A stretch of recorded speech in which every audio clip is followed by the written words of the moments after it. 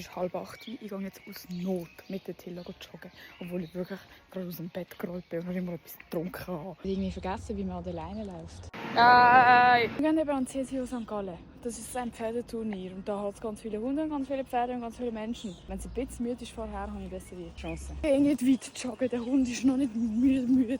Wenn ich müde bin, keine Sorge. Oh, jetzt ist sie gerade am Zaun gekommen. Ja, es passiert der Beste. Hallo!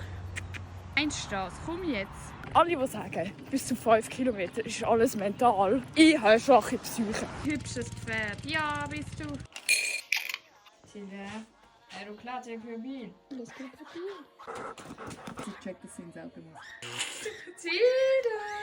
What the fuck? Oh, very soon for. Das ist eigentlich gar nicht so schlimm mit der. Meine Hände machen einfach mega weh und ich habe Blutter. Wir haben dann noch ein paar Longines-Uhren angeschaut. Ich will jetzt auch eine. Und allgemein habe ich richtig viele von euch getroffen. Und die waren alle mega lieb gewesen. Und keine hat Hilda angelangt ohne Fragen. Ich bin sehr stolz. Ab und zu ist sie ab, wenn ich weg bin und meine Mami sie musste heben. Aber sonst ist sie eigentlich so unter dem Tisch gelegen. Richtig brav. Jedes Mal, wenn ich mit ihr Pipi machen wollte, hat sie einfach das gemacht, 10 Minuten. Ohne Pipi. Was soll das?